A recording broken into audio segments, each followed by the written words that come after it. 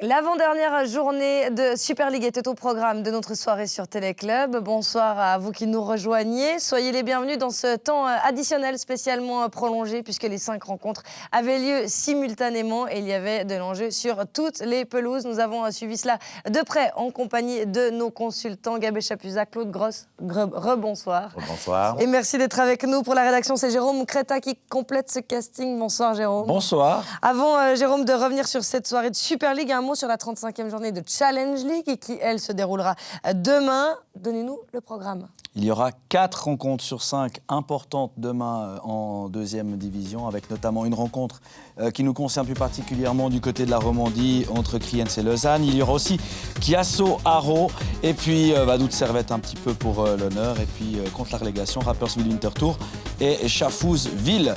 Au classement, Servette devance Haro et Lausanne en lutte donc pour la deuxième place, alors qu'en fin de classement, on retrouve 4 équipes séparées de 3 points et qui se battent contre la relégation, à savoir Kriens, Schaffhouse, Rapperswil et Chiasso. À 2 matchs de la fin de saison, vous l'avez dit, Haro et Lausanne ne sont séparés que d'un petit point dans la course à la place de barragistes. Jérôme, quels sont leurs programmes ? Eh bien, il y a un programme assez similaire pour ces deux formations, finalement, puisqu'elles vont se déplacer et recevoir une fois chacune. Alors, c'est vrai, dans les 4 adversaires de ces deux formations, il y en a 3 qui sont encore en danger. Dans le détail, Haro s'en ira au Tessin demain avant de recevoir Rapperswil dimanche, alors que les Vaudois iront affronter Kriens et accueilleront Vaduz lors de la dernière journée. Sachant qu'Haro et Lausanne n'ont pas réussi à faire le plein la semaine dernière, Claude, difficile de faire des pronostics tout de même avec ces 4 derniers matchs. C'est difficile, mais il faut y croire du côté de Lausanne parce que je pense que Haro aura un match très compliqué à Chiasso, donc ils peuvent revenir. Maintenant, Lausanne doit montrer autre chose que ce qu'ils ont fait contre Schaffhouse. Il y a encore une opportunité de passer, mais ça dépend d'eux parce que Haro, je pense qu'ils peuvent perdre des points, mais Lausanne, il doit faire le plein maintenant, il doit faire 6 points. Et ils doivent montrer vraiment autre chose. Et ils doivent croire en leur chance. Maintenant, ça vient difficile. Ça va pas être facile à Kriens. Kriens a besoin de points. Je vous rappelle qu'ils viennent de faire un à Haro, donc ça va pas, comme on dit, ça va pas être de la tarte. Et le Lausanne actuel, je pense qu'ils vont être aussi et sérieusement inquiétés du côté de Kriens. La même chose pour Haro, face à Chiasso qui va jouer sa survie. Hein. Si donc Lausanne ils ont l'obligation de gagner. Si Lausanne veut être barragiste, ils doivent aller gagner à Kriens. Ils doivent faire 2 matchs, 6 points. On est bien d'accord. Ils doivent pas craindre Kriens. Il y aura finalement Vaduz, qui est donc la seule des 3 équipes à ne rien jouer. Oui, c'est quand même un avantage finalement pour les Lausannois. Ils jouent pour Beurre, donc ils vont venir tranquilles, ils vont faire le tour du lac Léman, je pense, en touriste. Et puis, non, le match important, c'est à Kriens. C'est demain. Gabé, on en parlait la semaine dernière avec Claude sur ce plateau. On lisait dans la presse que Pablo Iglesias se demandait si ses joueurs voulaient vraiment monter parce qu'il avait utilisé de tous les subterfuges pour essayer de leur donner un déclic finalement. Est-ce que, compte tenu du jeu produit, Lausanne mérite de tenter sa place en barrage ? Oh non, sur le jeu présenté cette année, non. L'équipe a souffert depuis le début et surtout on n'a vu aucune progression. Et puis, moi, j'étais assez effaré quand j'ai entendu les propos de l'entraîneur après la défaite à Genève, quand il a dit j'avais une équipe qui était pas prête moralement à se battre et à faire un exploit. Non, mais à ce niveau-là, des professionnels, tu joues le derby, il y a 20 000 personnes et tout, puis tu as des joueurs qui ne sont pas prêts.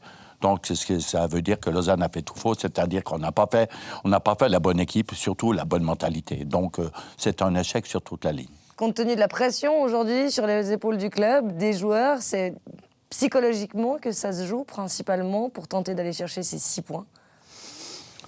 Oui, mais oui et non. Ils ont eu des opportunités, ils ont vu Haro revenir, il y a eu des alertes. C'est pas arrivé comme ça du jour au lendemain. On voyait Haro revenir. Il y a eu la victoire d'Haro à Servette qui a fait mal, puisque Lausanne n'avait plus que 2 points avant d'aller à Haro au lieu de 5. Ça a changé complètement la donne. Et oui, on sent que psychologiquement, cette équipe est fragile. Et on l'avait signalé après le match de Servette. On avait senti des Lausannois très, très abattus, ce qui peut être normal à la sortie du match, après avoir perdu le derby. Mais j'ai senti qu'ils étaient abattus. Et ça s'est vu contre Schaffhouse, où il y a peu ou pas eu de réaction. Et c'est vrai que c'est le plus inquiétant, parce que la qualité, je suis persuadé qu'il y en a dans cette équipe. Maintenant, on ne l'a pas vu depuis le début de la saison, effectivement. Il n'est jamais trop tard pour bien faire. C'est la dernière qui sonne demain, à mon avis. Et ils doivent, en tout cas, au niveau de l'état d'esprit, montrer quelque chose. Et après, s'ils sont capables, ils le feront. S'ils ne sont pas capables, ils mériteront leur 3e place. Et puis voilà. On l'a appris ce soir, c'est Neuchâtel-Xamax qui disputera les barrages côté Super League. Christian Bingli, lorsqu'on l'avait reçu sur ce plateau, se disait « Je préfère affronter Lausanne en barrage, qui a un jeu de Promotion League, je crois, plutôt que Haro ». Je pense qu'il aurait dû tourner 3 fois sa langue dans la bouche, là. Et c'est vrai qu'il n'a pas été très bon, comme souvent. Il est assez maladroit. Non, ça, t'as pas le droit de dire. C'est clair que sur ce plateau, il avait traité Lausanne de petite équipe de Première Ligue Promotion. J'espère pas pour eux que ce soit Lausanne, parce que je sais très bien qu'à Lausanne, j'ai parlé un petit peu avec Pablo et d'autres, c'est qu'ils ont déjà gardé les images et je pense qu'elles vont passer en boucle pendant une semaine avant les 2 matchs. Donc, M. Bingli a donné vraiment une source de motivation pour les Lausannois. Je ne pense pas que c'était la meilleure des opérations. J'espère que Lausanne n'a pas besoin de ça pour être motivé. Non, mais c'est un match de barrage. Mais vu qu'ils sont très faibles moralement actuellement, peut-être en étant blessés, voilà, ils vont se réveiller.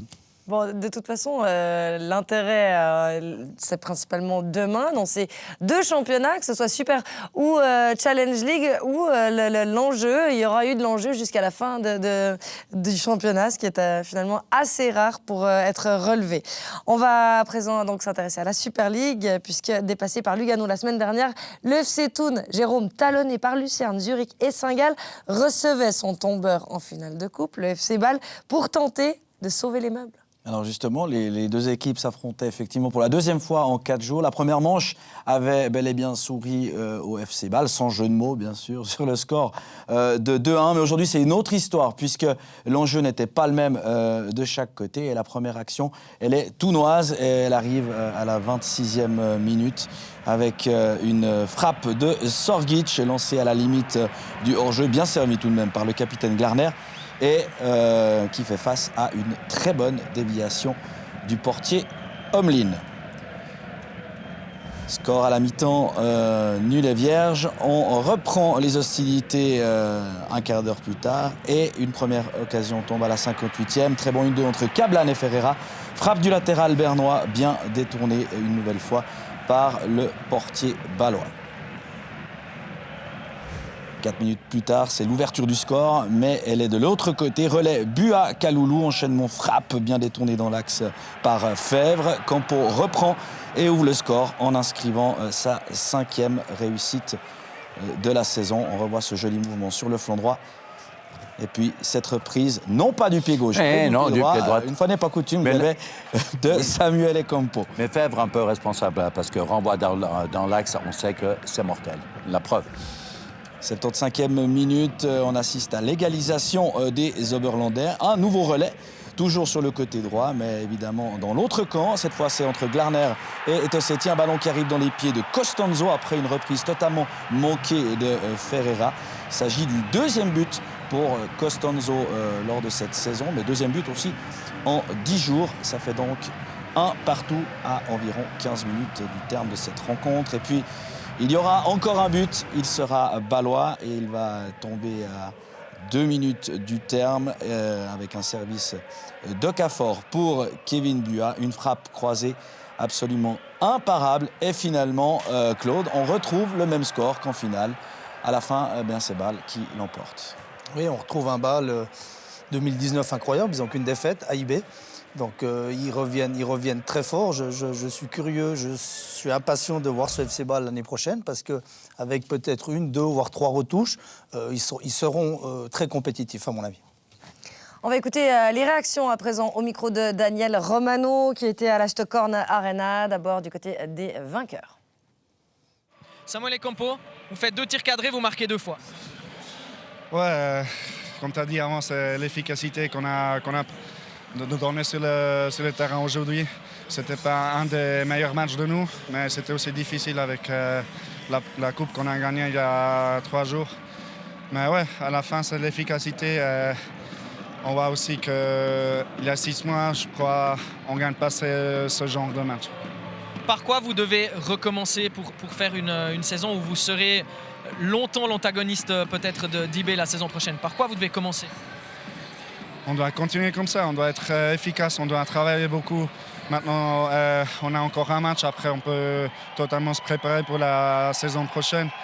Je crois que si on joue comme ça, comme les derniers matchs, pas comme aujourd'hui, on peut avoir une grande chose. Une réaction tounoise à présent, toujours au micro de Daniel Romano, c'est celle du portier oberlandais. Guillaume Fèvre, c'est une défaite cruelle. Ouais, encore une fois, je crois. 3 jours d'intervalle, on a encore une fois une leçon d'efficacité de balle. Enfin, voilà, c'est cruel. On a vraiment, je crois, bien joué. On a fait un bon match, très bon dans le jeu. Et puis, voilà, balle se crée deux occasions, en tout cas, shoot 2 fois au but. Et puis, c'est 2 fois goal. Donc, Le premier but, il le marque dans votre meilleur moment. Et puis le deuxième, c'est sur un corner de votre part, 3 contre 2. Comment vous expliquez ça? et surtout le deuxième, je crois que voilà, on a encore le temps de mettre la pression pour marquer ce deuxième but. Et puis là, on se précipite peut-être un peu trop dans le jeu. Il reste encore quelques minutes. Et puis sur un contre où ils arrivent à 3 contre 1 quasiment, un deuxième défenseur qui arrive à la fin de l'action. C'est trop naïf de notre part, c'est sûr, mais c'est peut-être ce qui a retiré aujourd'hui la naïveté de notre part et puis l'efficacité de la part de Bâle. Ce qu'il ne faudra pas faire à Tourbillon samedi. Et non, voilà, apprendre de ce genre de match-là, même si ça fait mal, vraiment très mal. Mais encore une fois, on peut être fier de notre jeu, de ce qu'on a montré aujourd'hui. Le public était aussi, je crois, satisfait du jeu, de la performance et de la mentalité. Donc c'est ça qu'on doit remettre samedi contre Sion avec les erreurs en moins. Si Thun se sauve seulement en Superliga, est-ce que vous aurez des regrets par rapport à tout le reste, à l'éventuelle place en Coupe d'Europe? Non, je crois que après, je ne crois pas qu'on perd la place d'Europa League aujourd'hui. C'est tout un deuxième tour dans l'ensemble qui a été pour nous difficile.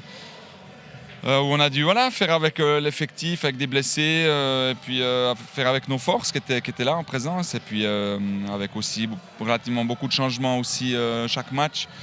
Donc vraiment cette stabilité qui nous a manqué tout le long du deuxième tour, et puis voilà, c'est le résultat d'un deuxième tour compliqué. Thun qui, avant la dernière journée, se retrouve quand même 6e, à 2 points de Saint-Gall. C'est catastrophique quand même, ce deuxième tour. Guillaume Fèvre relativise, mais de voir les places européennes s'échapper comme ça... Non, je pense qu'ils peuvent mettre un trait, là. Je pense que je ne les vois pas aller gagner à Sion, qui voudra finir en beauté sa saison. Puis Thun, c'est un petit peu le reflet de ce qui s'est passé aujourd'hui. J'ai regardé le deuxième tour, 15 points, avant-dernier du championnat. Et surtout sur les 13 derniers matchs, 7 points, une seule victoire. Donc, c'est vrai que c'était un Thun en dégringolade. C'est vrai qu'ils ont quelques soucis avec la blessure d'Eddie Gers, Tossetti qui était longtemps absent et tout. Donc, c'était quand même les tauliers qui tiraient de la maison, un défensif, un offensif. Mais c'est vrai que l'équipe, elle a sa place. Chaque année, on a pensé que Thun serait relégué. Ça fait 9 ans qu'on en parle. Mais eux, ils ont rêvé quand même. Ils ont quand même rêvé d'Europe.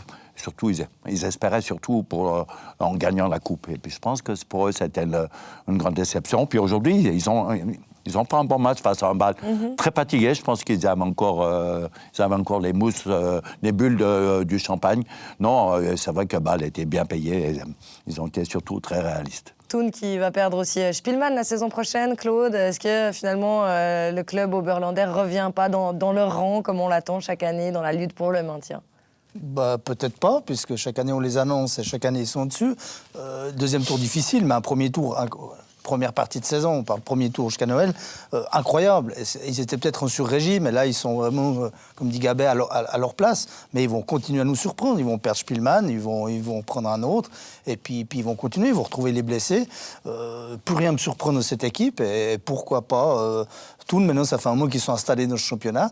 Il n'y a pas de raison que l'année prochaine, ils soient en danger s'ils continuent à faire ce qu'ils font. Thun, on l'a dit, qui se déplacera à Tourbillon pour affronter Sion samedi. Quant à Bâle, ils recevront Xamax. Et puis dans la lutte pour les places européennes, le vainqueur entre Lucerne et Zurich se mettait ce soir, Jérôme, dans d'excellentes dispositions.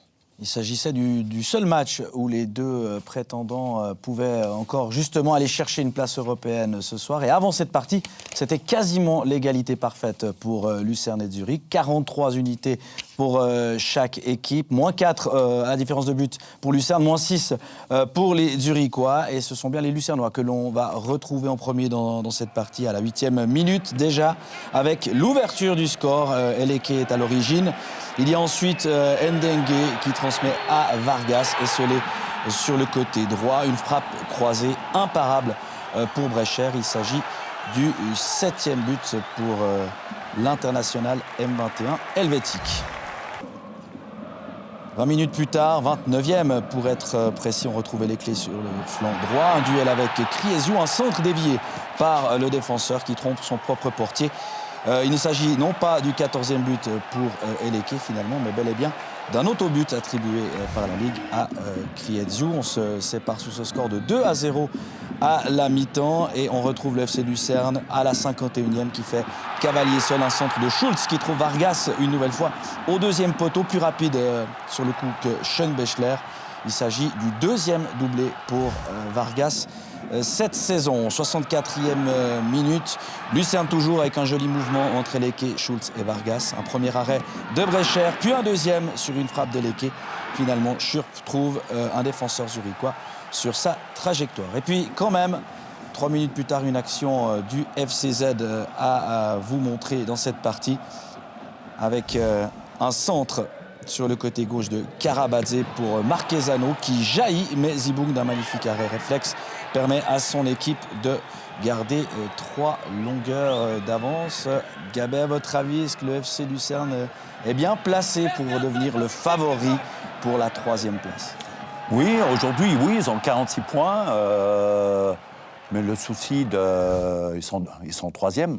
Ils ont le dernier match difficile. Je vous rappelle qu'ils se déplacent au Stade de Suisse contre... Surtout que Lugano reçoit Getse oui. parallèlement. Et puis, donc ils vont sans doute la perdre, cette 3e place. Et puis, IB ne peut pas se permettre de connaître une deuxième journée comme celle d'aujourd'hui où ils ont été, je ne veux pas dire ridicules, mais pas à la hauteur de leur réputation à Saint-Gall. Donc, c'est vrai qu'à la maison, ils vont faire la fête, il y aura la remise de la coupe et croyez-moi, tous les remplaçants et les soi-disant blessés d'aujourd'hui seront sur le terrain. Avant de faire un pré-bilan de ces deux équipes, on va écouter les réactions d'après-match recueillies par Loïc Refait. D'abord, celle côté lucernois d'Olivier Custodio. Olivier, outre cette victoire ultra capitale sur le classement, il y a aussi cette fête. On sent qu'à domicile, le FC Lucerne a vraiment lancé cette saison. Il y a 3 matchs avec cette victoire face à Thun. Ouais, c'est ça. On a eu un peu de difficulté quasiment pendant tout le championnat à jouer à domicile. On était surtout meilleur à l'extérieur. Et là, je pense que la tendance est un peu inversée. On joue vraiment bien à domicile, on prend très peu de buts et je pense que c'est que du positif pour nous. Il y aura ce dernier match avec une importance majeure pour cette 3e place synonyme de qualification. Vous avez fait un énorme pas ce soir, mais est-ce que ça va vous rendre service d'aller défier le leader lorsqu'il va faire la fête? Vous jouez à IB le week-end prochain, enfin ce dimanche. Moi, je ne pense pas forcément que ça va nous rendre service. Je pense que c'est un match comme un autre. Ça reste un match capital pour nous. Eux, ils n'ont plus forcément grand-chose à jouer. Ce sera un match de fête pour eux. Et voilà, nous, on jouera notre place en Europe. Donc, on va tout donner comme à chaque fois. C'est un match vraiment comme un autre. On a toujours pris match après match et on va vraiment tout faire pour gagner ce match. Et puis après cette défaite, c'est l'entraîneur Ludovic Magnin qui est venu donner l'interview d'après-match. Ludovic Magnin, score implacable, 3-0 dans ce match qui était un match coup près pour cette 3e place. Qu'est-ce qui n'a pas fonctionné? On a senti les Lucernois vraiment capables de jouer derrière vos lignes, d'aller chercher ces diagonales et de jouer dans le dos de votre défense. On connaît Lucerne, beaucoup de longs ballons, une présence physique très forte devant. Et on s'est fait surprendre sur ce qu'on savait qu'ils faisaient. Ils ont très bien joué sur les diagonales en début de match et puis après la première action dedans, le deuxième but nous fait très mal. Prendre un but comme ça dans un match aussi important, je pense que c'est vraiment, ça fait mal, ce shoot dévié. Et donc après, on a eu de la peine à retrouver nos sensations dans le match. Il y aura une partie ultra capitale face à Saint-Gall, puisque ça va se jouer entre Saint-Gall et vous. Ça va être à nouveau un match à 6 points. Comment est-ce que vous allez tout de suite remettre la machine en marche? Bon, écoutez, on va pas faire un drame, il ne faut jamais doubler d'où on vient. Il y a 2 semaines, on était en lutte contre la relégation. Je pense qu'on a sauvé l'essentiel. Mais c'est certain, ce qui nous a manqué cette année, c'est à l'extérieur. À la maison, on est la 3e équipe du pays. On a fait tous nos points presque à la maison. À l'extérieur, on prend une saison, on prend, je crois, 38 buts. C'est des statistiques qui parlent pour toi, que tu vas à l'extérieur et que tu prends 38 buts en une saison. Il ne faut pas chercher où tu as perdu les points. On reviendra au FC Zurich dans un instant, mais un mot peut-être d'abord sur Lucerne, messieurs, qui avaient vraiment eu des problèmes sous Weiler, notamment à domicile, dont la victoire ce soir fait beaucoup de bien. On avait reçu Christian Schnevely sur ce plateau récemment. Il nous parlait de l'importance de l'arrivée de Thomas Eberle, qui est assez discret, dont on ne parle pas beaucoup, mais il faut quand même le complimenter. C'est le nouveau COAnais du côté lucernois? Oui, bon, il a repris l'équipe, c'est vrai qu'elle était en mauvaise posture, hein. Weiler, il a commencé avec 3 matchs, 3 défaites au 2e tour, avec des conditions spéciales. Je crois qu'ils avaient fini les 3 fois à 10 joueurs. Et puis, le courant passait plus. Donc, je pense à Flieger, avec une autre approche. Il a su se mettre les joueurs dans l'approche, leur donner le petit coup de confiance. Et puis, qu'est-ce que c'est aussi la confiance et l'ambiance, l'équipe? C'est les résultats. Et quand vous avez les résultats, tout est parfait. Vous le voyez partir aussi pendant l'été? Non, lui, non. Je pense qu'il sera tout content de rester à Lucerne.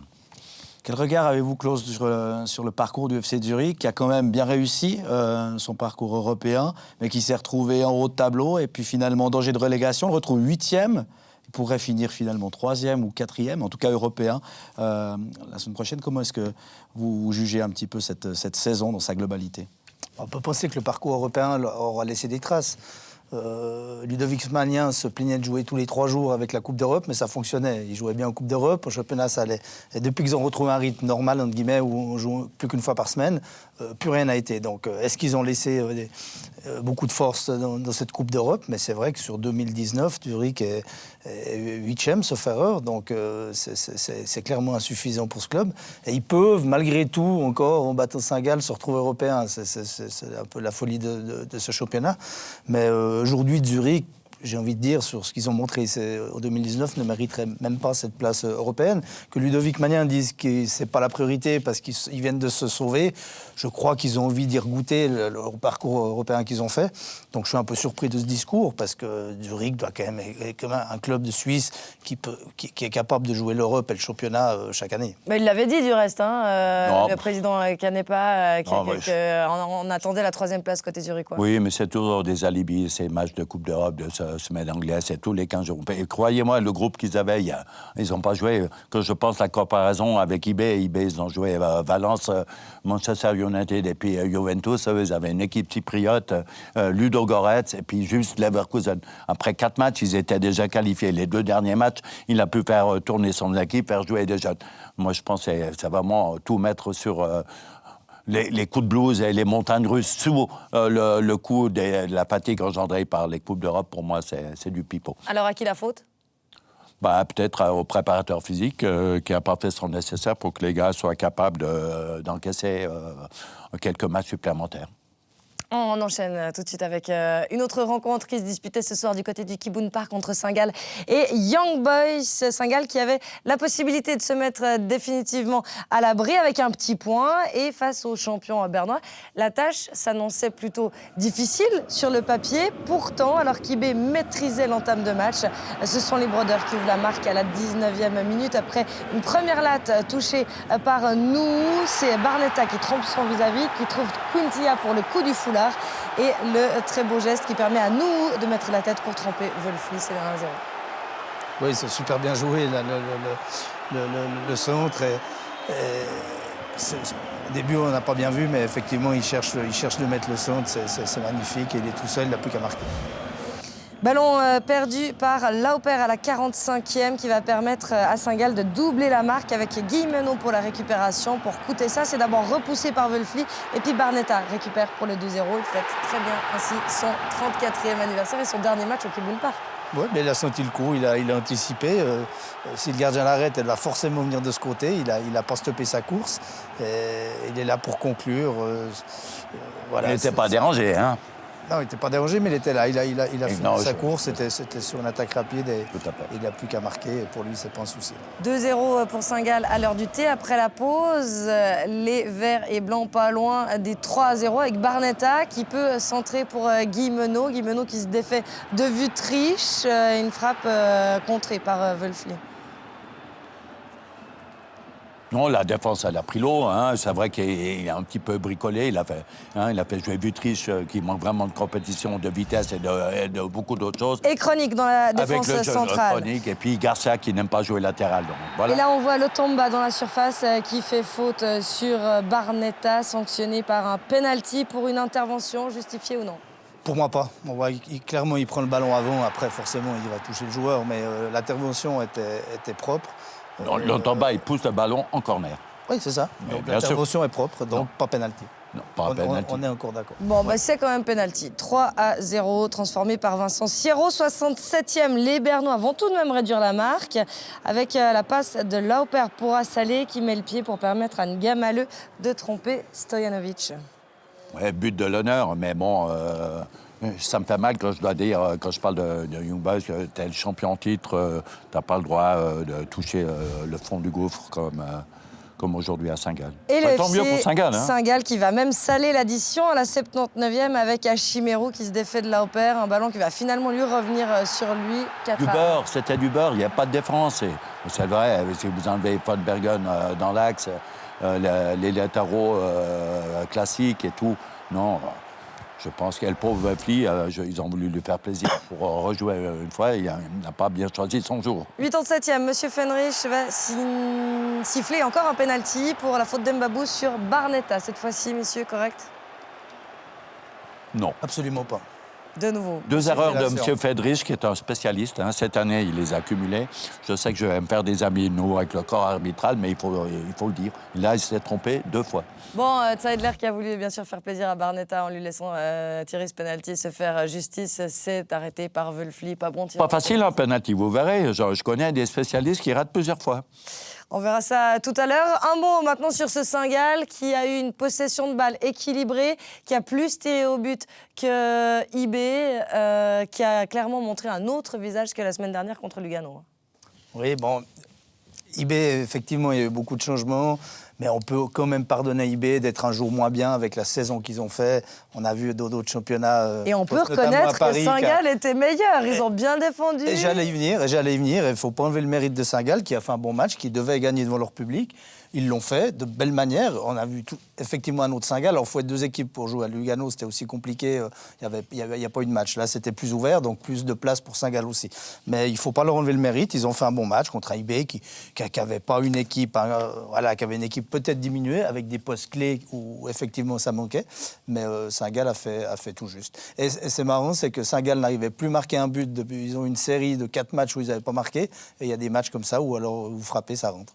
Bon, alors IB, une certaine partie de l'équipe, on l'a vu sur les réseaux sociaux, était à Ibiza ce week-end. C'est vrai que c'est difficile de trouver de la motivation quand on a battu tous les records de balles, évidemment. Ceci dit, Gabet, vous dites une équipe B ou une équipe diminuée, mais sur le terrain, dans le 11 de départ, alors effectivement, il y a Kronig qui faisait sa 2e apparition en Super League dans la charnière centrale avec Vutriche. Mais sinon, quand on voit quand même les noms de Mbabou, d'Oharo, de Fasnart, d'Assalé, il y a quand même... Assalé très peu joué ces derniers temps. Garcia de temps en temps. Ngamaleu, il a eu surtout un rôle de remplaçant. Godino, on peut compter son temps de jeu. Non, pour moi, puis Lauper, quand il y a tout le monde, pour lui, c'est difficile de trouver une place de titulaire. Parce que des gens comme Von Bergen, So, Nsame, Camara, Soulejmani, Benito, pour moi, c'est irremplaçable. Vous êtes inquiet pour la défense d'IB pour la saison prochaine? On sait que Lustenberger arrive en patron, mais quand on voit ça ne sera pas la même charnière qu'aujourd'hui. Ça sera Lustenberger qui a quand même plus de 10 ans d'expérience en Bundesliga. Et puis Camara, croyez-moi que c'est un phénomène. Malheureusement, il a quelques soucis de blessure actuellement, mais il va revenir à un grand niveau et le club attend beaucoup de ce joueur. Donc, c'est clair que s'il est on sait que Mbabou ne sera plus là, et puis il y a certainement Benito qui va partir. Et alors là, ça sera la place pour les jeunes. Je sais que Lontoba sera titulaire à droite, en principe, s'il a vraiment récupéré de ses blessures. Et à gauche, Garcès n'aime pas trop. Donc je sais que Ibé est à la recherche d'un bon latéral gauche. Bon, Gabé Chapuisat qui a ses sources, hein, évidemment, au sein de l'équipe de Young Boys, puisque son fils, je crois, travaille Un petit peu, du côté de la capitale. Ibé qui va traîner son titre la semaine prochaine à domicile. Qu'est-ce qu'on attend pour cette rencontre face à Lucerne? Un feu d'artifice. Avec la grosse Et en plus, c'est chaque fois contre Lucerne. Hein, c'était contre Lucerne. C'est vrai. Mais il ne faudrait peut-être pas oublier qu'ils n'ont perdu qu'un match à la maison cette année. Et c'est contre Lucerne. La grosse Mannschaft, donc ce sera samedi prochain au Stade de Suisse face à Lucerne. Une interview maintenant, c'est celle recueillie par Nicolas Emenecre de l'entraîneur du FC Saint-Gall, donc officiellement sauvé ce soir en Super League, c'est Peter Zeidler. Peter Zeidler, une belle dernière soirée cette saison au Kibun Park avec ce succès largement mérité au final. Oui, au début, on avait quand même quelques moments difficiles contre la meilleure équipe de Suisse pendant le premier quart d'heure. Après, oui, c'était mérité. On a choisi la stratégie des contres et ils ont bien fait. Les jeunes, c'était vraiment le public mérite ça, surtout pour le dernier match ici de Kilo Barnetta. Un mot sur Tranquillo Barnetta. On sait que ça n'a pas toujours été évident entre lui et vous. Si, c'est pas vrai. C'est pas du tout vrai. Il n'a pas joué au début, mais la relation entre lui et moi était toujours vraiment très très bonne. Demandez-lui. Il n'a pas joué au début de la saison pour de différentes raisons, mais s'ils n'avaient pas joué avec nous, s'il n'avait pas marqué pendant les derniers matchs, on ne serait pas là. On devrait se préparer pour les barrages.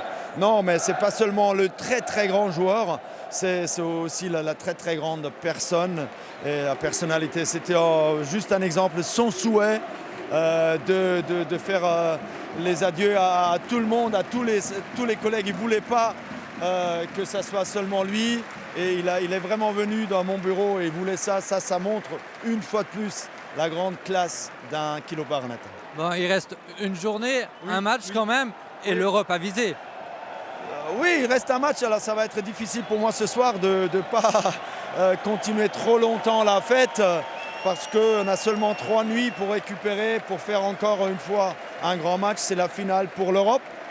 Malheureusement, je ne crois pas pour la 3e place parce que Getse, je ne vois pas comment ils font un point à Lugano. Malheureusement, c'est comme ça avec Getse. Mais nous, on a une finale. On a une finale pour la 4e ou la 5e place. C'est extraordinaire. Bel hommage de l'entraîneur des Brodeurs à Tranquillo Barnetta qui disputait ce soir sa dernière rencontre au Kibun Park. On essaiera d'avoir son interview tout à l'heure. Il est actuellement sur le plateau de nos collègues alémaniques en direct, mais on espère pouvoir vous proposer son interview avant la fin de cette émission. À la Maladière, ce soir, Xamax recevait Lugano et Stéphane Anchaud et ses hommes qui mathématiquement pouvaient encore échapper à la place de barragiste, jouaient, Jérôme, le coup à fond. Alors tout d'abord, en cas de victoire, les Luganais étaient quasiment assurés de la 3e place et donc de disputer les poules d'Europa League la saison prochaine. Alors qu'en cas de défaite, effectivement, les Neuchâtelois auraient été condamnés à cette 9e place de barragiste. On précise toutefois que Neuchâtel n'a pas encore perdu cette saison face au FC Lugano. Et ce sont les Neuchâtelois que l'on retrouve rapidement dans cette partie, à la 8e pour être précis, avec une première tentative de Nuzzolo qui frappe le poteau de Baumann qui était battu, et puis une deuxième tentative bien arrêtée par le portier tessinois. On revoit au ralenti Gabet, cette frappe sur le poteau, pas de chance pour Neuchâtel. Non, une belle frappe, Baumann battu, et puis après elle revient sur le pied gauche, plus difficile malheureusement, une frappe trop axiale. 36e ouverture du score suite à ce centre de Botany côté droit qui était parti dans le dos de la défense neuchâteloise. Il trouve Vecheil dans la surface, sa frappe est déviée par Gomez à qui l'on attribue finalement le but et trouve chanceusement le chemin des filets. Oui, c'était la seule véritable occasion de la première mi-temps avec Botany qui a fait un excellent match. Il ne faut pas oublier qu'ils étaient quand même privés de force offensive avec Carlinos et Gant. Donc ils sont venus pour faire un point. On revoit à la 57e une faute de Soulmoni sur Pouloulou. Résultat, monsieur Erlarner dicte le point de pénalty. Pénalty manqué de Nuzzolo, c'est le 3e de suite. C'est le 3e. Je vous rappelle que c'est le 3e échec. C'était contre Thun, Saint-Gall et aujourd'hui. Mais je vous rappelle qu'il avait fait un exploit avant. Il avait marqué 20 de suite. Donc je pense que là, aujourd'hui, quand on a déjà raté 2, je ne sais pas si c'était le bon choix, la bonne idée de réessayer. Ça va quand même passer à la 66e avec cette égalisation suite à cette belle distribution de Doudin sur le flanc gauche pour Huguebert qui monte sur le flanc donc et très bon centre ensuite pour Pickel. Entrée 4 minutes plus tôt, tête imparable pour Baumann. Et puis à la 70e minute, on retrouve les Neuchâtelois avec un joli mouvement à l'orée de la surface entre Pouloulou et Ademi. Qui met Baumann à contribution. Et puis ensuite, il y aura encore 2 occasions de part et d'autre pour aller chercher la victoire ce soir, 85e.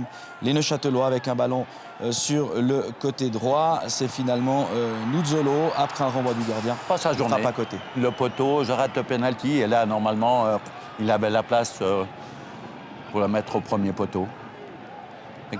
Bon, Baumann a bien aidé en l'occasion, mais... Il est bien resté sur ses appuis en tout cas. Après, ma foi, une frappe imprécise. Et puis, la dernière opportunité sera tessinoise avec une tête au 2e poteau de Sadikou et un magnifique arrêt de Walter. Ouais, ça n'aura absolument rien changé pour le sort de Xamax. Ça aurait été important pour Lugano parce qu'ils auraient pris 2 points supplémentaires pour la Coupe d'Europe. Mais non, sur l'ensemble du match, c'était... Première mi-temps assez pauvre en occasion, 2 équipes qui se neutralisaient.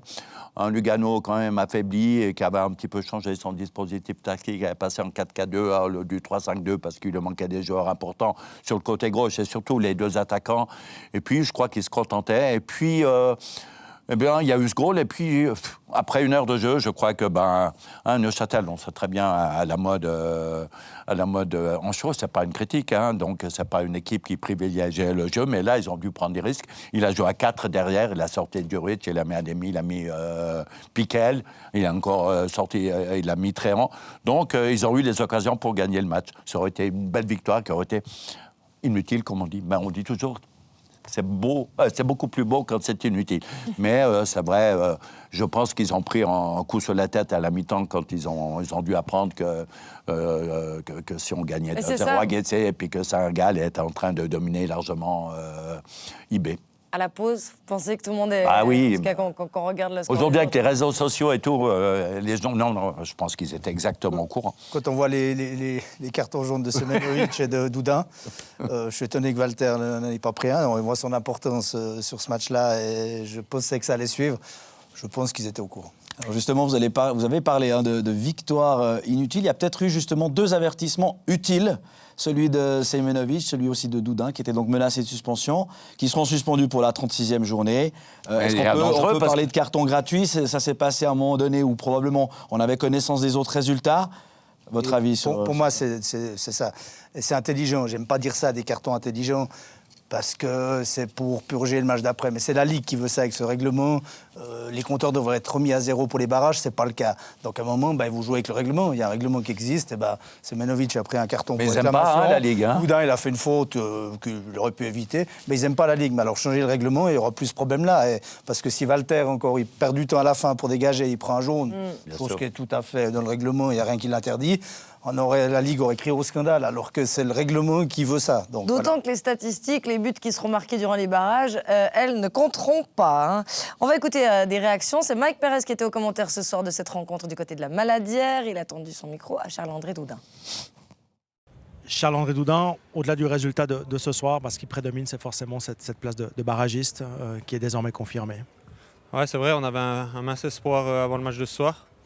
Voilà, tout est dit, on était quand même un petit peu près dans nos têtes à ce dévouement-là, mais voilà, maintenant on a une semaine pour préparer ces 2 confrontations, on verra notre adversaire, mais voilà, sur les bases de ce qu'on a montré en deuxième mi-temps, je pense qu'on peut faire de bonnes choses encore.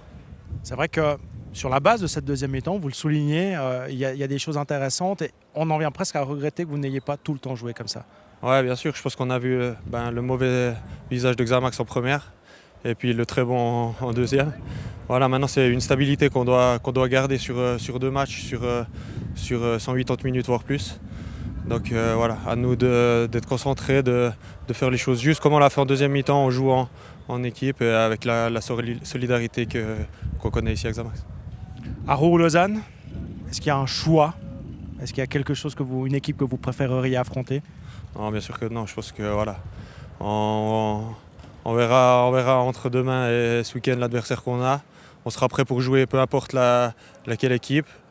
Je pense que ces deux bonnes équipes, si elles sont là, c'est deux bonnes équipes. Donc à nous de nous préparer, de montrer que voilà, l'équipe de Super League, c'est Neuchâtel Xamax. Et puis à présent, du côté du FC Lugano, on écoute Nouma Lavanchy. Nouma Lavanchy, est-ce qu'on peut dire que ce résultat nul, finalement, il reflète la physionomie de la partie? Oui, je pense. C'est un match relativement fermé. Avec pas mal d'imprécisions techniques, je pense, surtout en première mi-temps. En termes d'occasion, je pense que c'est assez équilibré des deux côtés. Donc au final, le match nul est relativement logique. Mais ce n'est pas un résultat qui vous arrange dans cette course à la 3e place? Écoutez, oui et non, parce que maintenant, on n'a plus notre destin entre les mains, certes, mais un faux pas de Lucerne et une victoire sur notre dernier match contre Getse, on est européen, donc c'est pas catastrophique. Faut pas oublier d'où on vient non plus. Je pense qu'il y a 2 semaines, et il y a même une semaine, on regardait surtout derrière nous pour les places de barragistes, donc faut pas se croire plus beau qu'on est. Certes, c'est dommage de ne pas avoir fait les 3 points pour consolider la 3e place, mais venir ici et faire match nul, c'est jamais un mauvais résultat. On a vu que c'est une équipe très solide et il y a plus d'une équipe qui sont venues ici et qui ont perdu. Claude, pour revenir à Neuchâtel, il y a certes de la déception ce soir puisque définitivement Neuchâtel jouera le barrage. Mais quand même, Neuchâtel compte 13 points de plus que Grasshopper. Quand on sait quelle était la situation à Noël, on peut quand même dire qu'il y a plein de motifs de satisfaction pour Neuchâtelois. Oui, depuis Noël, ils attendent, ils en rêvaient, entre guillemets, de cette place de barragiste à Noël. Donc maintenant, ils l'ont, ils ont espéré aller un peu plus loin. Ça n'a pas réussi, mais ils sont préparés à être barragistes. Maintenant, c'est voir comment ils vont aborder ce barrage contre une Challenge League, parce qu'avec le système de Stéphane Auchaud, qui est plutôt basé sur la contre-attaque, plutôt attentiste... Bon, ils la connaissent, la Challenge League, hein. Ça fait pas longtemps qu'ils l'ont quittée, c'était déjà la même équipe. Oui, mais est-ce qu'il faut s'adapter à l'équipe de Challenge League? Jouer différemment. Est-ce qu'il faut faire du jeu, ou alors il faut attendre, que ce soit Yaro ou Lausanne, les attendre pour les contrer aussi. Donc là, il y a toute une réflexion à avoir. Ça sera intéressant, mais c'est clair que ce Neuchâtel-là est, à mon avis, quand même supérieur. Mais non, c'est un match aller-retour, tout peut arriver. En un mot, samedi contre Bâle, en Baste. Oui, surtout on évite les blessures, donc on va essayer plutôt d'économiser certains joueurs. Et puis, il faudra qu'ils regardent avec les avertissements pour ne pas faire de folie et surtout d'erreurs. Parce qu'aujourd'hui, il y a encore 3 autres qui étaient sur la sellette. Je ne pense pas que ceux-ci vont jouer le week-end prochain. Donc, ils vont garder tous leurs atouts. Mais enfin, bref, je crois que Neuchâtel, ils ont fait un super deuxième tour. Quand Anchaud a repris l'équipe, c'est vrai, 24 points et tout ça, alors qu'on n'a fait que 13 points en 19 matchs. Non, je pense que où il peut y avoir des regrets, c'est qu'ils ont eu l'occasion de passer devant. Et c'est justement contre Zurich à la maison et à Sion, en prenant un but ridicule et naïf à la 93e, qui se sont, ils se sont fait harakiri. Il faudra se retrousser les manches donc en vue de ces barrages. Ils seront évidemment à suivre sur Téléclub les 30 mai et 2 juin. Ce sera évidemment avec nous sur nos antennes. Et puis enfin, pour être définitivement sauvé, le FC Sion avait besoin ce soir d'une victoire face à Getse dans un Letzigrund vide à cause de la sanction de huis clos des Zurichois. Et on va vous remontrer les séquences de ce match, à commencer par la 2e minute déjà, quand on voit Casami s'effondrer dans la surface sur l'intervention de Diani. La question se posait s'il y avait ou non lieu de siffler pénalty. C'est un débat, mais à mon avis pas. Il met la jambe devant, Casami, lui, vient frapper la jambe du défenseur. Donc je pense que l'arbitre a pris la bonne décision. C'est monsieur Dudic, donc, avec lequel vous êtes d'accord, Claude. Sion qui va trouver le chemin défilé à la 13e minute sur la bonne percée de Fortune à droite. Centre pour Thomas qui remet et Itai Tinga n'a plus qu'à la mettre au fond. Oui, Fortune qui a enrhumé Lika sur le coup. J'étais un peu dur avec le gardien parce que le centre vient vite et il la touche quand même, mais il ne peut pas la prolonger plus loin. Et après, c'était déjà sur... Ouais, c'est Getse de ces derniers matchs qui est complètement dépassé. Avant la demi-heure de jeu, Casami va manquer la balle de 2-0 alors qu'il se présente seul devant Matic. Matic qui faisait sa première en Super League, remplaçant de Linner malade. Non, mais Casami, on connaît son talent et tout, mais là, c'est vraiment un exemple de suffisance. Là, t'as pas le droit. Il n'y a qu'un 1-0 à ce moment-là, et puis fais-toi plaisir, joue avec tes Casami, parce qu'on sait qu'il a les qualités. La seule occasion de Grasshopper, on la découvre ici, c'est la frappe de Bajrami qui bute sur Fayoulou, qui lui aussi faisait sa première en Super League. Il risquait pas grand-chose aujourd'hui. Hein. Gardien de 19 ans qui avait disputé 4 matchs de Promotion League cette saison. Les Valaisans qui vont parvenir à doubler la mise avant la pause sur le bon travail de Casami. Le centre pour Itaitinga, c'est très très facile. Cette équipe, il n'y avait vraiment pas d'opposition. Des boulevards. Là, c'était sur une contre-attaque en l'occurrence. Donc oui. déjà, quand vous avez du jeu placé face à eux, ils sont pas là déjà. Vous trouvez facilement les décalages. Mais alors là, sur une contre-attaque, on s'aperçoit qu'ils arrivent en catastrophe. Et un seul joueur suffit à déstabiliser toute la défense. En deuxième période, on notera qu'on a vu le retour sur le terrain d'Alex Song, qui n'avait plus joué depuis février. Puis ici, vous découvrez le triplé du Brésilien Itaitinga à la 84e minute.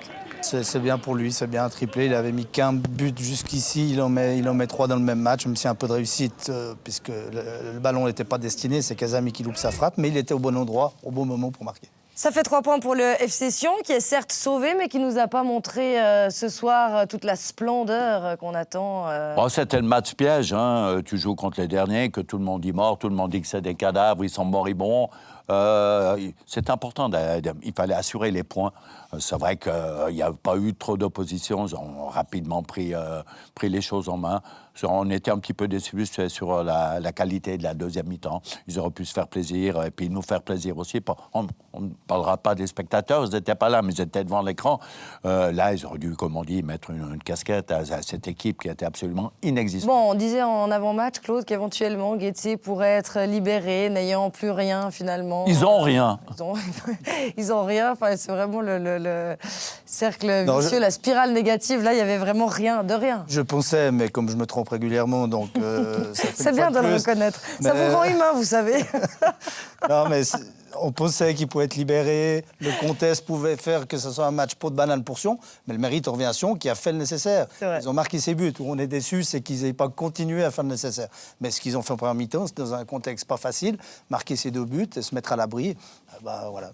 Ils ont fait le job, comme on dit, mais ils auraient pu le faire dans notre minute, ça ne nous aurait pas déplu. L'avantage de ce Let's Grund vide, c'est que nous avons pu entendre le coaching de Forte et de Zermatten et également les consignes du président Christian Constantin qui était dans la tribune et à qui Alain Rohrbach a tendu son micro après cette annonce officielle de maintien en Super League. Voilà, Christian Constantin, c'est officiel, vous avez sauvé cette place en Super League. Ce match, il a quand même été un peu particulier dans cette ambiance. Oui, parce que c'est un match à huis clos, c'est ce que je disais aux joueurs au début des matchs, la théorie, c'est que finalement, de nous souvenir de ce match comptera toujours dans une carrière parce que tu le joues une fois, un match à huis clos comme ça. Alors, évidemment, c'est pas facile de jouer. Tu as le sentiment que c'est un peu un entraînement, donc c'est difficile de garder une équipe concentrée. Bon, vous avez été sérieux quand même dès les premiers instants. On voit que les joueurs sont restés focus sur le seul objectif qu'il y avait à faire ce soir, c'est de remporter les 3 points. Bon, on était là pour ça, alors évidemment, on a travaillé pour ça. On sortait de 6 matchs de points, donc on savait que si on voulait éviter ces barrages avec Neuchâtel qui remontait fortement derrière nous, il fallait qu'on fasse entre ce match de Neuchâtel une victoire, ici une victoire. Maintenant, il nous reste à faire un match de classement. C'est tellement serré que je pense qu'en 2 points, on a de la 3e place à la 8e place, on a tous en 2 points. Donc il reste une journée pour un match, pour une position de classement finalement. Mais du coup, même si les bilans, on les tirera samedi soir, mais on est quand même obligé de dire que c'est un peu un gâchis, quoi, parce que c'est tellement serré et quand on voit le potentiel qu'il y a, vous attendiez quand même un peu à mieux, non? Non, mais enlever un peu, c'est une catastrophe. J'ai une équipe qui n'est même pas prête physiquement en fin de saison. Il fallait gérer cette situation. quand on ne travaille pas, il n'y a pas de miracle, on n'a rien au bout. Là, on a dû corriger pour éviter le barrage, parce que je pense que si on laissait aller comme ça, on était droit dans le barrage, et dans un barrage, on aurait perdu. Après, vous voyez bien les joueurs qu'on a utilisés, des joueurs qui étaient là toute la saison, mais qu'on n'a pas su les mettre dans leur place, pas su les mettre dans leur situation morale, mentale, physique, psychologique, pour arriver à donner ce qu'ils ont donné. Quand ce soir, il nous met 3 goals, et puis on ne l'a pas vu une fois sur le terrain cette année. Gabet, maintenant le FC Sion peut préparer l'avenir. Il sait dans quelle ligue officiellement il jouera la saison prochaine. On sait qu'à Noël, il y avait 2 gros chantiers, un défenseur central, un attaquant. Maintenant, il y en a 2 de plus. Il y a l'entraîneur. Et puis... Pour les entraîneurs, on peut lui faire confiance. Il va bien dénicher un. Mais bon, maintenant, il faut trouver des courageux parce qu'ils viennent un petit peu... Il y avait encore celui de gardien que je voulais placer. Et puis après, vous passez la parole, Gabet. Donc, c'est quoi le chantier le plus important des 4 ? Bon, d'abord l'entraîneur. Hein, c'est primordial, hein, c'est sûr. Là, il est en congé pour l'instant. Hein, il est en congé. Oui. Bon, il paraît qu'il a demandé à rompre son contrat. Oui, qu'il fait un trait sur tant mieux, million. je pense qu'il ne va pas dire non, Christian. Par contre, Christian, il a posé un sacré tacle à Yakin. Hein, il l'a félicité pour son bon travail et tout. Non, bon. Le chantier, c'est pour moi, le premier chantier, c'est l'entraîneur. Et après, j'espère, avec Christian, ils pourront choisir l'équipe. Mais je pense que l'équipe, il n'y a pas beaucoup de retouches à refaire. Je ne pense pas qu'elle a joué forcément à son niveau avec un entraîneur qui a fait du n'importe quoi pendant toute l'année. Et je te change tous les week-ends, 3, 4, 5 joueurs. Et on ne joue pas 2 fois la même chose. L'équipe a perdu tous ses repères. Non, alors espérons qu'il trouve le bon entraîneur. Et puis après, il y a l'histoire du gardien. On sait que... Fickencher, il a fait une très bonne saison. Il a prolongé, en plus, oui, Fickencher. Il faut avoir 2 bons gardiens. est gentiment de retour. Il n'avait pas de licence cette saison. Il y avait Berchtold qui jouait avec les M21. Mais ce soir, c'était Fayoulou dans la cage. Timothée Fayoulou. On va écouter son interview, si vous le voulez bien, puisque Alain Rohrbach l'a eu en après-match. Timothée, un gardien qui a le sourire, c'était une première pour vous. Il y avait quand même passablement d'enjeux. Comment vous avez géré la pression ? On m'a tout de suite mis dans le bain, mes coéquipiers, le staff, les gens de l'ombre du FC Sion. Et voilà, j'ai joué comme si j'étais M21 et je ne me suis pas cassé la tête et ça s'est bien passé. Expliquez-nous quand même ce contexte avec ce stade vide, c'est perturbant ? On est tellement concentré qu'on n'y fait même pas attention. Non, franchement, ouais, c'est perturbant, mais bon, c'est pas grave. Moi, c'est ma première, du coup, voilà, ça m'a rien fait du tout. Est-ce qu'il y a des joueurs qui sont venus vous voir quand même avant le match pour essayer de vous rassurer ou de vous déconcentrer ? Qui sont les leaders ? Oui, les cadres, ils sont venus. Kwasi, André, ils sont venus me parler, Fickencher, Marco Pascolo, tout le monde, ils sont venus me rassurer, les coachs. Du coup, voilà, ça a été. Bon, finalement, 3 points, les 3 points qui vont maintenir le FC Sion. Une première, vous ne recevez pas de goal. Un très beau souvenir, finalement. Oui, pour une première. Mais bon, c'est que le début. C'est ce qu'on lui souhaite. Quel début. En attendant, il y a quand même Mitriouchkine qui devrait revenir la saison prochaine. Pour Maisonial, ça paraît un petit peu plus compromis, mais les bilans complets, on les tire samedi prochain au terme de la saison, de la 36e journée. On vous l'avait promis, l'interview de Tranquillo Barnetta, le chouchou du public saint-gallois, qui disputait ce soir son dernier match du côté du Kiboun Park. Nicolas Emenech a voulu lui montrer une photo, celle de 2 coéquipiers il y a bien des années en arrière, 2 coéquipiers de l'équipe de Suisse qui tous les 2 tireront leur révérence de la scène professionnelle samedi prochain. On regarde ça. C'est l'homme de la soirée, c'était son anniversaire, c'était son dernier match devant son public. Saint-Gall a gagné et Tranquillo Barnetta, vous avez marqué la soirée parfaite pour terminer avec votre public. Ouais, c'est une soirée incroyable, c'est comme dans un rêve. Un match qu'on gagne contre le champion de Suisse, on gagne 4-0, moi je peux marquer. Moi, comme je te dis, c'est incroyable. Parlez-nous aussi des émotions qui vous ont envahi. De ce point de vue-là, comment était la soirée ? Moi, ça a commencé avant le match. Les fans de Saint-Gall a fait une image incroyable. Et, ouais, c'est dur de ne pas pleurer. J'ai aussi pleuré un petit peu, mais on essaie de se concentrer sur le match après. Mais aussi pendant le match, quelquefois, j'ai oublié de rester concentré. Et comme ça, c'était incroyable. Ça fait plus de 30 ans que vous jouez au football ou presque. On a retrouvé une image. On aurait voulu la voir avec vous parce qu'il va aussi mettre un terme à sa carrière. Ouais. C'était il y a presque 15 ans en arrière. Stephen Bergen et vous, deux monstres qui allaient quitter le football. Parlez-nous de ce à quoi vous rêviez quand vous aviez 17-18 ans. Ouais, j'ai parlé avant le match avec Steve. On a eu beaucoup, une bonne temps dans l'équipe nationale. Et lui, il est aussi un grand joueur. Et on a parlé que nous sommes vieux, mais à une point, ça s'est fini. Et comme ça, j'espère que lui, il trouve le meilleur pour la future comme moi. On sait qu'il y a beaucoup de choses à garder de votre carrière, mais si vous deviez aujourd'hui garder une chose, qu'est-ce que vous auriez envie de garder? Ouais, peut-être cette soirée. Je pense que c'était une soirée parfaite. Et ouais, je suis sûr que je vais raconter mon fils de cette soirée. Beaucoup d'émotions dans la voix et dans les yeux de Tranquillo Barnetta, qui parle bien français. Hein. On va essayer, pourquoi pas, de le recevoir sur ce plateau la saison prochaine. 34 ans, sinon c'est pas vieux. On voulait quand même le mentionner, Monsieur Barnetta.